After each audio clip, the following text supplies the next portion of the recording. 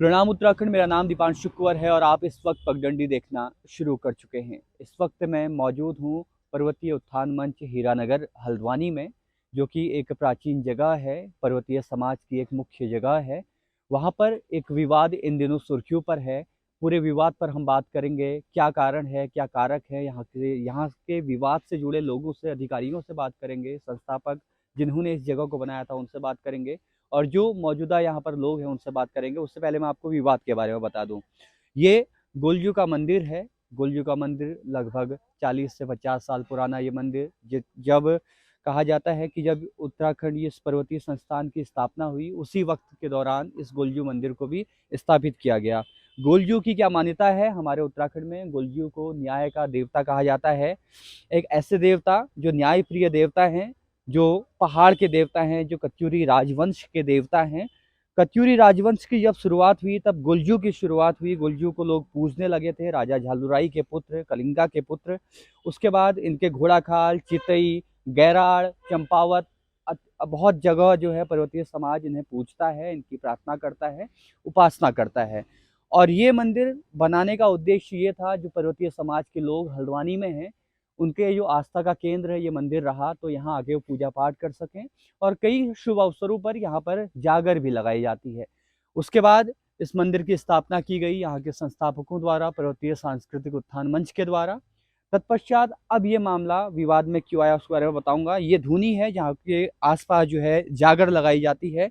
जागर पहाड़ के देवी देवताओं को पूजने का एक माध्यम है। और हमेशा जब मंदिर बनता है तो पर्वतीय जो मंदिर, जो गोलजू देवता है, उनके ठीक सामने जो है वो भैरव का मंदिर बनता है, क्योंकि जो शिव जी के अवतार, काल भैरव के अवतार गोलजू को पूजा जाता है और उनके जो पूजनीय थे, प्रार्थनीय थे, वो भैरव देवता थे। तो यहाँ पर भैरव देवता का मंदिर बनाया गया। अब हुआ क्या, रातों रात कुछ ऐसा हुआ कि यहाँ पर एक ढांचा तैयार किया गया जो इन दिनों विवाद पर आया हुआ है। कई सारा प्रशासन यहाँ पर पहुंचा, कई सारे पुलिसकर्मी यहाँ पर पहुंचे और अभी भी यहाँ पर जो है पुलिसकर्मियों की ड्यूटी लगाई हुई है ताकि यहाँ पर कोई किसी तरह का विवाद ना हो। हुआ क्या था कि यहाँ पर एक रातों रात जो है वो ढांचा तैयार कर दिया गया, जिसके बाद ये विवाद पे है। इसमें स्वास्तिक का चिन्ह बनाकर, लाल कपड़ा बांधकर इसकी शुरुआत भी की गई, स्थापना भी की गई। हुआ क्या कि पर्वतीय समाज के जो लोग हैं उनका कहना है कि जो ये जगह है, ये जगह में जो ये मंदिर बनाया उसकी कोई भी पहचान नहीं है। कौन लोग बना के गए, क्या लोग बना के गए, वो अभी इस बारे में हम बात करेंगे। लेकिन एक बड़ा जो तथ्य है वो सामने ये आता है कि ये ज़मीन जो है वो अभी अंडर कोर्ट है और एक सेक्शन की तरह यहाँ पर अभी किसी भी प्रकार का कंस्ट्रक्शन जो है वो अलाउ नहीं है, क्योंकि ये अभी ज़मीन जो है वो कोर्ट पे गई हुई है। कोर्ट पे इसका जो है, मैं एक तरीके से कहूँगा, ये केस चल रहा है और यहाँ पर प्रतिबंधित है किसी भी तरह का निर्माण कार्य। इस तरह से कोर्ट के आदेश के बावजूद इस तरीके से मंदिर को बनाना क्या सही है, क्या गलत है, ये प्रशासन से बात करेंगे, यहाँ के लोगों से बात करेंगे। लेकिन इस वक्त जो है पर्वतीय समाज में काफ़ी आक्रोश यहाँ पर देखने को मिल रहा है। यहीं के ठीक पीछे जहाँ पर मंच है वहाँ पर एक महापंचायत बैठी हुई है इस वक्त, तभी हम लोग यहाँ आए थे। तो मेरा मन किया क्यों ना मंदिर के बारे में, मंदिर परिसर के बारे में आपको कुछ ना कुछ थोड़ा बहुत बताया जाए। उसके बाद यहाँ से संबंधित लोगों से बात करेंगे। फिलहाल जो शिव मंदिर यहाँ पर बनने जा रहा है, इस पर विवाद हो रहा है। पर्वतीय समाज का ये कहना है कि गोलजू के मंदिर के सामने जो मुख्य मंदिर है वो गोलजू का है और वहाँ पर शिव मंदिर का बनना ठीक नहीं है। और बने भी तो कुछ बात हो, कुछ सलाह मशवरा हो, उसके पश्चात ये मंदिर बने। फिलहाल ये पर्वतीय समाज के लिए जो है बहुत ही एक विषय जो है वो बहुत ही संवेदनशील बनता जा रहा है। मीटिंग्स हो रही हैं, आंदोलन की चेतावनी हो रही है, शासन प्रशासन यहाँ पर पहुंचा, शासन प्रशासन ने अपनी बात रखी, लेकिन कोई भी किसी भी प्रकार का निष्कर्ष अभी तक नहीं निकल पाया है। महापंचायत में इसके बाद हम जाएंगे, वहाँ पर बात करेंगे कि किस तरीके से वो लोग बात कर रहे हैं, क्या आगे करने वाले हैं, किसने ये बनवाया और कोर्ट के आदेश का उल्लंघन ही एक तरीके से कहेंगे, ये कैसे यहाँ पर संभव हो पाया इसको बनना।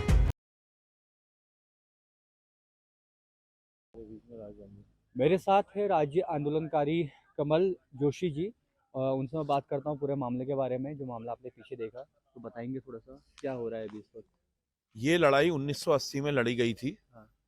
आदरणीय इसके संस्थापक अध्यक्ष जो हमारे बलवंत सिंह चौफाल जी हैं, आदरणीय हुकुम सिंह कुंवर जी हैं, और इसमें कुछ लोग अब यहाँ धरती में नहीं हैं, स्वर्ग सिधार गए हैं। तो 1980 में लड़ी गई थी। तो उस वक्त ये कहा गया था कि हमें अपने पर्वतीय समाज के लिए, क्योंकि यहाँ पर क्या होता था, हमको बड़ी तिरस्कार की भूमिका उससे नजरों से देखा जाता था। जो और लोग समाज के लोग थे, हम तो उनका सम्मान करते हैं, इज्जत करते हैं, लेकिन वो पर्वतीय समाज के लोगों को बहुत गंदी नजरों से देखते थे। तो चुफाल साहब ने सबको एक करके इस आंदोलन को इसको दिया। तो सरकार ने, उस टाइम यूपी में था सब, तो उस टाइम ये सरकार ने इनको ये भूमि दी थी, ये भूमि आवंटित करी थी, भूमि आवंटित करी थी। तत्काल 40 साल से चल रहा है ये मामला। अभी मैं तो बाहर था, मैं तो यहाँ था नहीं, तो मुझे हुकुमदा का फोन आया। हुकुमदा का फोन आया, उन्होंने कुछ लोग यहाँ पे मंदिर बनाने का प्रयास कर रहे थे। वो मंदिर बने, लेकिन ऐसा ना, यहाँ पे गोलजू का मंदिर है। मान लो मैं घर का प्रधानमंत्री हूँ, प्रधानमंत्री देश का एक ही तो होगा। अब इस टाइम आदरणीय प्रधानमंत्री जी हमारे नरेंद्र मोदी जी हैं, तो नरेंद्र मोदी जी तो रहेंगे। अब वो 2024 में जब चुनाव होगा, जो जीतेगा नया प्रधानमंत्री तभी बनेगा ना। अभी तो वही है, लीगल स्टेप देश के लिए वही लेंगे। जैसे हमारे आदरणीय धामी जी यहाँ के मुख्यमंत्री हैं, तो धामी जी होंगे ना। धामी जी की कुर्सी में कमल जोशी तो बैठ नहीं सकता, या उसमें हुकुमदा बैठ नहीं सकता, तो धामी जी देखेंगे ना उसको। तो यहाँ के जो प्रधानमंत्री हैं वो हैं गोलजू। गोलजू यहाँ वो लेते हैं निर्णय। जैसे यहाँ पे किसी आदमी को कोई समस्या होती है, तो कुछ होती है, तो यहाँ पे गोलजू ही यहाँ के वो है, बॉस कह लीजिए, उनको राष्ट्रपति कह लीजिए, आधुनिक शब्दों में प्रधानमंत्री जी कह लीजिए, मतलब कुमाऊं के आराध्य हुए वो। जैसे आप जाते होंगे कभी, आप राजस्थान गए तो वहाँ के आराध्य देवता होते हैं, है ना। और जैसे आप नीचे ये गढ़वाल जाएंगे तो वहाँ का भी एक अपने आराध्य, कुमाऊं के आराध्य गोलजू है। तो गोलजू को मान के ही इस यहाँ पर मेला होता है या आयोजन होता है, और हर साल यहाँ जागर भी लगता है, गोलजू का जागर लगता है। अब ये कहना कि यहाँ पे मंदिर भाई मैं आपको बताऊं, अगर कोई किसी को समाज के लिए काम करना होता है ना, हल्द्वानी में हजारों मंदिर टूटे हुए हैं, उनको जाके ठीक करा लो ना, उनको ठीक कराओ, है ना। ये मंदिर का मसला नहीं है, ये यहाँ पे कुछ लोगों की इस जमीन पे नजर है। जैसे वो लोग क्या कर रहे हैं, रामलीला मैदान में विवाद डाल रहे हैं, कई जगहों में विवाद, उन्होंने कहा यहाँ हम लोग करके अपना वो करेंगे।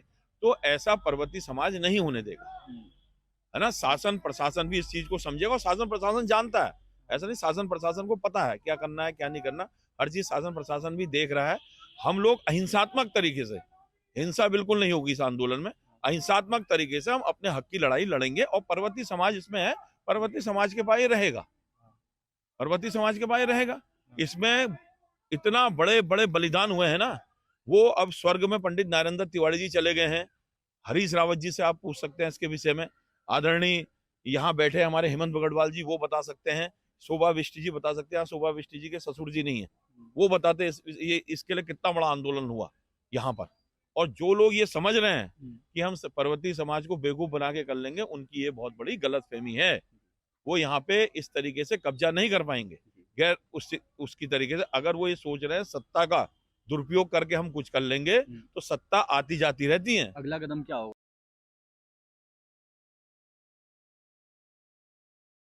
मेरे साथ इस वक्त चंद्रशेखर तिवारी जी हैं, पर्वतीय सांस्कृतिक उत्थान मंच के अभी अध्यक्ष हैं, और ये पूरा विवाद चल रहा है, पूरा मामला चल रहा है, थोड़ा बताइए।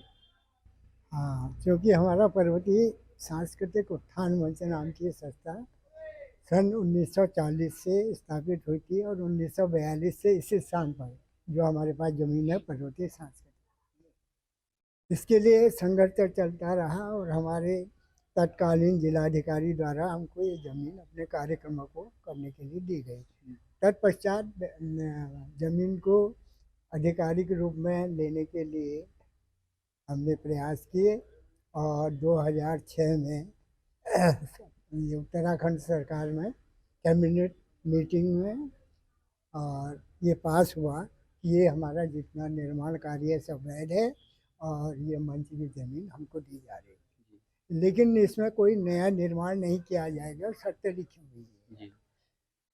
तो उसके बाद ये चलता रहा, हमारे कार्यक्रम होते रहे, लेकिन कुछ में छोटे मोटे व्यवधान वो अपने व्यक्तिगत तौर पर हम निकालते रहे इनको।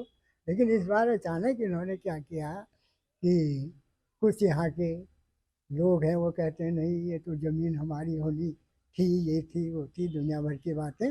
उसके बाद इन्होंने यहाँ पर मंदिर में ईंटें और बजरी वगैरह सब कर दिया, और हमारी रिपोर्ट करने से पहले ही यहाँ पर खुदान और ये कार्यक्रम होने लगे। क्योंकि हम शारीरिक बल तो दिखा सकते थे नहीं कानूनन, हमने जो उचित माध्यम है सिटी मजिस्ट्रेट को किया और डीएम साहब को भी हमने अप्रोच किया और सब ने हमको आश्वासन दिया कि नहीं होगा नहीं हुआ। लेकिन यहाँ की उनके आदेश के बाद या उनके रोक लगाने के बाद जो है यहाँ रात को करीब 1-1:30 बजे यहाँ उसको बनाया गया और लिंटर भी डाल दिया गया, जो हमारे लिए बहुत एक बड़ा तमाशा पर्वतीय समाज के लिए। लेकिन जो भी हो, हम कानूनन भी हम सही हैं और अब आंदोलनों से इस कार्यक्रम को हमारे मंच की जो गरिमा घटाई गई उसके लिए लड़ेंगे, पूरी कोशिश करेंगे। प्रशासन क्या कह रहा है इसमें? प्रशासन तो क्या बताएं, वो टालम टोल चल रही है, जिससे हमें, मुझे ही नहीं हमारे कई लोगों को यही हुआ कि इनके ऊपर प्रेशर है, यानी किसी से बाधित होकर के ये जो कि सीधा साधा काम है कि भाई जमीन है उसमें अतिक्रमण हो रहा, हटाइए। एक तरफ आप पुराना अतिक्रमण हटा रहे हैं और नया अतिक्रमण करा रहे हैं, तो ये समझ में नहीं आया हमारे। इसलिए हमें लगता है कि प्रशासन किसी न किसी तरह बाध्य है, वो पॉलिटिकली बाध्य है या क्या, ये हम नहीं कह सकते, लेकिन ये लोकतंत्र में नहीं होना चाहिए। पहाड़ों की ऊंचाइयों में बसा, चुनिंदा गेहूं से बना, स्वच्छता और शुद्धता की पहचान, पीढ़ी दर पीढ़ी चले आए, पारंपरिक चक्की से पिसा, हमारे श्रम का फल है आपके परिवार का भोग। नर्मदा भोग, स्वाद वही जो अपनों को करीब लाए।